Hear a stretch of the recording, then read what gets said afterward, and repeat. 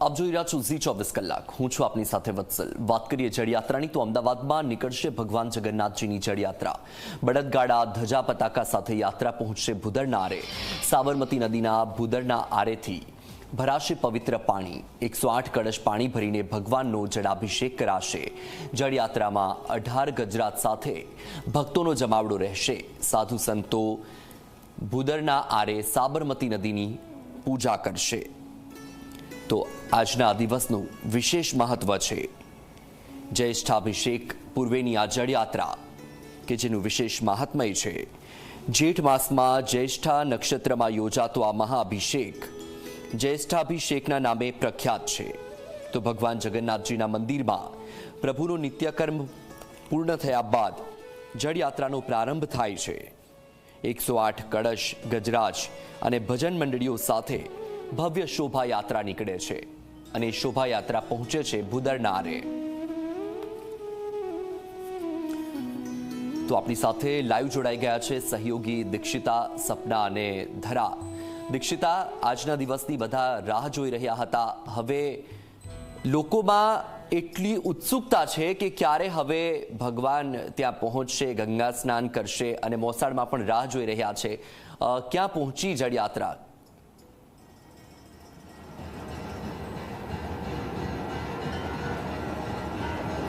દીક્ષિતા,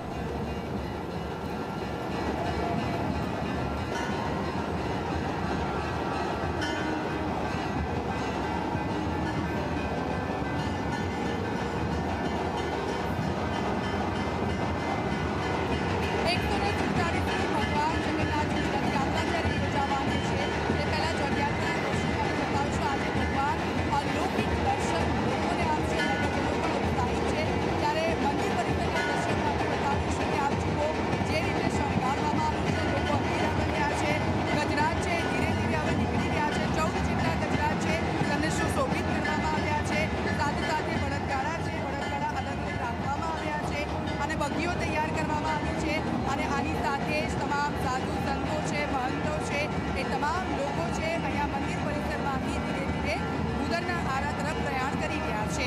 એટલે કે ભગવાન માટે 108 કળશની અંદર જળ ભરવામાં આવશે અને જળ ભરીને લાવશે ને ત્યારબાદ ભગવાન જગન્નાથજી, બહેન સુભદ્રાજી અને બલભદ્રજીને એ જળથી ગંગા સ્નાન કરાવવામાં આવશે।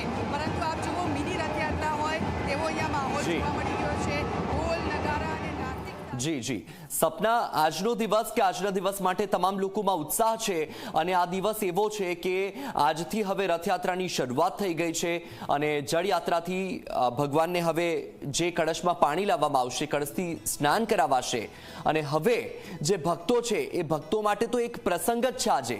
સપના, કેવો માહોલ છે ત્યાં?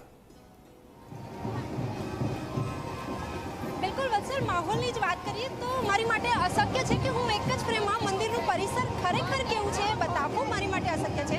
પરંતુ હાલ કે જ્યારે 108 કળશ યાત્રા લઈને તમામ જે ભજન મંડળીની સખીઓ છે તેઓ હવે પ્રસ્થાન કરવા જશે અને ખાસ ગજરાજ આ જે યાત્રા છે એનું પ્રસ્થાન કરાવશે, ત્યારે નિશ્ચિત રૂપે દ્રશ્યો હાલ આપ જુઓ, આ તૈયારીઓને ઘણો લાંબો સમય લાગ્યો છે તૈયારીઓ કરવામાં અને સૌ કોઈક આતુર છે કળશ લઈને જે ભૂદરના આરે જળ ભરવા માટે।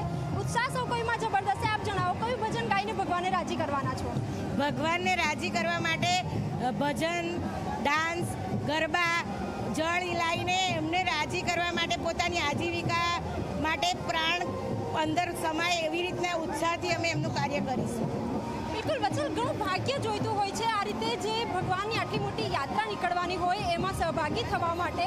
લોકો સાથે વાતચીત કરીશું। આપ જણાવો કે કયું ભજન ગાશો, ભગવાનને કયા ભજનથી રાજી કરવાના છો? અમે ભજન કહીશું એવું ભજન તો છે ને કે અહીંયાથી જવાનું જ મન ના થાય એવા ભજનો છે કે ઓ ડાકોરના ઠાકોર તારા બંધ દરવાજા ખોલ, ઓ ડાકોરે ના ઠાકોર તારા બંધ દરવાજા ખોલ, એ જય રણ છોડ માખણ ચોર તારા ગલીએ ગલીએ સો, દુનિયાના દાતાર બની તું કેમ ધન્યો છે ચકોર, ઓ ડાકોર ના ઠાકોર તારા બંધ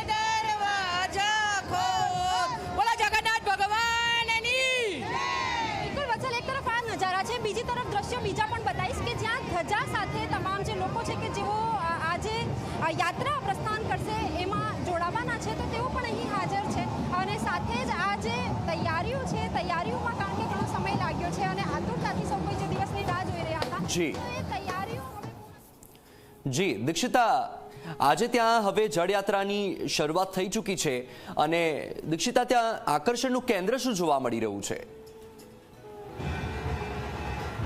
બિલકુલ, હું સીધા દ્રશ્યો આપને બતાવીશ. આપ જુઓ, ધીરે ધીરે હવે નિજ મંદિરમાંથી જે જળયાત્રા માટે લોકો છે સીધા ભૂદરના આરે પ્રસ્થાન કરી રહ્યા છે. ત્યારે સૌથી પહેલાં ગજરાજ છે, તે ગજરાજ એક પછી એક 14 જેટલા ગજરાજ છે અને ગજરાજ ધીરે ધીરે છે તે ભૂદરના આરા તરફ આગળ વધી રહ્યા છે. ત્યારબાદ જે બગીઓ તૈયાર કરવામાં આવી છે, ખાસ કરીને તે આકર્ષણનું કેન્દ્ર છે, એ બગીઓ છે ધીરે ધીરે ત્યાંથી પસાર થશે અને ભગવાનની કાચની મૂર્તિઓ છે એ 3 અલગ અલગ જે બળદગાડા છે ત્યાં મૂકવામાં આવી છે. 108 જે કળશો છે તેમાં જળ ભરવામાં આવશે. પણ આમ જુઓ, તમામ લોકો ઉત્સાહમાં છે અને તમામ લોકો ભગવાનના એ અલૌકિક રૂપના દર્શન કરવા માટે અધીરા બન્યા છે. ને કેમ ન હોય, જ્યારે વર્ષમાં એકવાર ભગવાન જ્યારે સામે ચાલીને આપણને દર્શન આપવા માટે આવતા હોય ત્યારે લોકો પણ તેનો લાહવો લેવાનું ચૂકવાના નથી. અને આજે જળયાત્રા છે તો જળયાત્રાની પ્રસ્થાન થઈ ગયો છે. વહેલી સવારથી આપણે એ દ્રશ્યો પણ બતાવ્યા, મંદિર પરિસરમાં કેવો માહોલ હતો, મંદિરની બહારના દ્રશ્યો બતાવ્યા અને હવે ધીરે ધીરે અહીંયાથી પસાર થઈને હવે ભૂદરના આરે છે એ તમામ લોકો પહોંચશે. સાધુ સંતો છે, મહંતો છે, તમામ અગ્રણીઓ છે ત્યાં ઉપસ્થિત રહેવાના છે. અને આપ જુઓ, એક પછી એક ગજરાજ છે, 14 જેટલા ગજરાજો છે કે જેમને વિશિષ્ટ રીતે રંગરોગાન કરવામાં આવ્યું છે, તેમને ખાસ સજાવવામાં આવ્યા છે. અને આ જે ગજરાજો છે મહાવત છે તમને લઈને જશે. અને ત્યારબાદ એક બીજા દ્રશ્યો પણ, જેમ આપણે રથયાત્રામાં કરતબ કરતા લોકો દેખાતા હોય છે તેવી જ રીતના દ્રશ્યો છે લગભગ અહીંયા જોવા મળી રહ્યા છે. લોકો જે અવનવા કરતબ બતાવી રહ્યા છે અને આ કરતબની સાથે એક ઉત્સાહનો માહોલ છે. રથયાત્રા પહેલાં મિની રથયાત્રાનું અહીંયા આયોજન થઈ રહ્યું હોય તેવા દ્રશ્યો જોવા મળી રહ્યા છે. બીજી વસ્તુ એ કે જ્યારે આટલા બધા લોકો અહીંયાથી ભૂદરના આરે જતા હોય ત્યારે સુરક્ષા વ્યવસ્થાને લઈને પણ ખૂબ જ ધ્યાન રાખવામાં આવતું હોય છે અને એ પ્રકારનો બંદોબસ્ત ગોઠવવામાં આવ્યો છે. આપ જુઓ, અને સાફ સફાઈ અહીંયાથી જે ભૂદરના આરા તરફ છે તે કરી દેવામાં આવી છે. તમામ લોકો અહીંયા ઉપસ્થિત છે. પોલીસનો ચુસ્ત બંદોબસ્ત ગોઠવી દેવામાં આવ્યો છે. કોઈ પણ પ્રકારનો અનિચ્છનીય બનાવ ન બને તેના માટે થઈને અને લોકોનો ઉત્સાહ વધતો જઈ રહ્યો છે. ભૂદરના આરે જશે અને જે 108 કળશો છે જે વિશિષ્ટ રૂપે તૈયાર કરવામાં આવ્યા છે એટલા માટે કે તેમાં આંબાના પાન રાખવામાં આવ્યા છે. આંબાના પાન એ ખૂબ જ શુભ માનવામાં આવે છે. જ્યારે આપણા ઘરે કોઈ પણ શુભ પ્રસંગ હોય ત્યારે આ આંબાના પાન છે તેને રાખવામાં આવે છે એટલે નેગેટિવિટી તમારા ઘરની દૂર થાય અને સકારાત્મકતા આવે. તો આજે પણ જે કળશ 108 તૈયાર કરવામાં આવ્યા છે તેમાં આંબાના પાન વિશિષ્ટ રૂપે અહીંયા રાખવામાં આવ્યા છે.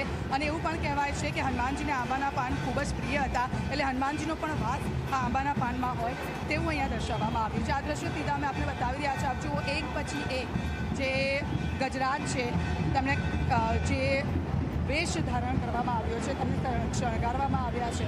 અને આજે ભગવાન છે એ પણ ગજવેશમાં તમામ જે પ્રજાજનો છે તેમને દર્શન આપશે. લોકો દૂર દૂરથી આવી રહ્યા છે અને દર્શનનો લાભો લઈ રહ્યા છે. આ સીધા દ્રશ્યો અમે આપને બતાવી રહ્યા છે. ગજરાજ એક પછી એક પ્રસ્થાન કરશે ભૂદરના આરા તરફ અને ત્યારબાદ 108 જેટલા કળશ છે તેમાં જળ ભરવામાં આવશે. 108 નદીઓનું પાણી ખૂબ જ મહત્ત્વપૂર્ણ છે. આજે તમામ નદીઓ છે તેના પાણી છે તેને કળશમાં ભરવામાં આવશે અને ત્યારબાદ એક કળશ છે અહીંયા લાવવામાં આવશે અને ભગવાનની ગંગા પૂજન કરાવવામાં આવશે. અને ત્યારબાદ ભગવાન સરસપુર ખાતે જશે અને ત્યાં તેમને ખૂબ જ લાડ લડાવવામાં આવશે. એટલે 15 દિવસ સુધી ભગવાન જગન્નાથ મંદિરે નહીં હોય પરંતુ સરસપુર ખાતે આપણને જોવા મળશે.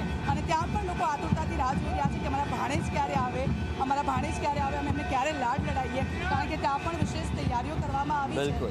અને અહીંયાથી આ ભૂદરના આરા તરફ હવે યાત્રા છે ધીરે ધીરે પ્રસ્થાન કરશે. આ બીજા દ્રશ્યો અમે આપને બતાવી રહ્યા છે.